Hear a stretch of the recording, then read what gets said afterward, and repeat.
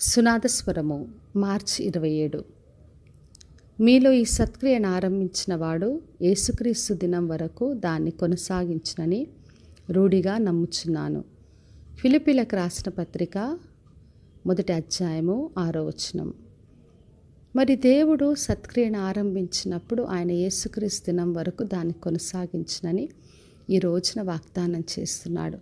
మరి పౌలు ఫిలిప్పీ సంఘమునకు చెప్తున్నాడు, మీలో ఈ సత్క్రియను ఆరంభించిన వాడు యేసుక్రీస్తు దినం వరకు కూడా దాన్ని కొనసాగించడని ఒక రూఢి అయిన నమ్మకమును మరి ఆయన బయలుపరుస్తున్నాడు. మరి పౌలు వారి దగ్గర ఉన్నా లేకపోయినా దేవుడు ఆరంభించిన కార్యంను ఆయన్నే కొనసాగిస్తాడని చెప్తున్నాడు. మరి దేవుడు ఎప్పుడు కూడా ఆరంభించిన ప్రతి పనిని ఆయనే దాన్ని కొనసాగించి దాన్ని ముగిస్తాడు. ఆయన ఎప్పుడు కూడా ఏ పనిని మధ్యలో ఆపే దేవుడు కాదు. మరి అబ్రహాముతో యెహోవా దేవుడు నిబంధన చేసిన తర్వాత అబ్రహాము తర్వాత అది ఇస్సాకు తర్వాత యాకోబునకు అది కొనసాగింపబడింది. తర్వాత ఇశ్రాయేలు ప్రజలు బంధకంలో దాస్యంలో ఉన్నప్పుడు మోషే ద్వారా వారందరినీ విడిపించి బయటికి నడిపించాడు.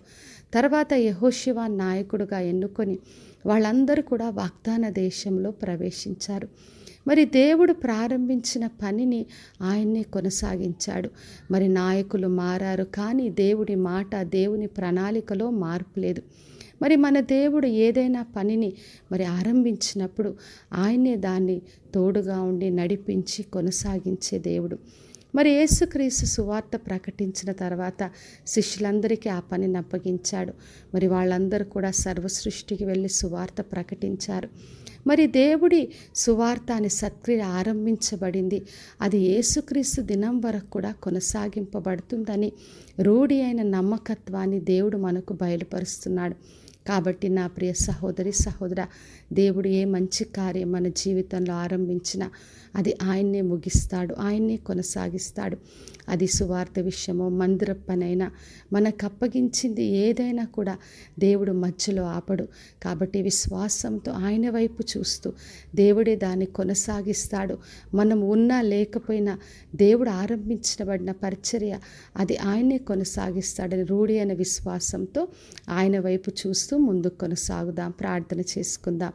పరలోకమందున్న మా తండ్రి, మా దేవ, ఈరోజు ఇచ్చిన వాగ్దానం కొరకే వందనాలు తండ్రి. ప్రతి ఒక్కరిలో మీరు ఆరంభించిన ప్రతి మంచి కార్యాన్ని మీరే కొనసాగిస్తారని ఇచ్చిన నిరీక్షణ కొరకే స్తోత్రం.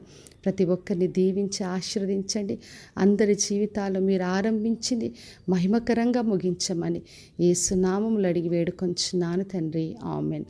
ఈ శుభవచనము వినిచున్న ప్రతి ఒక్కరి జీవితంలో నెరవేర్చబడునుగాక. నేను మీ ప్రియ సహోదరి మంజులా చరణ్.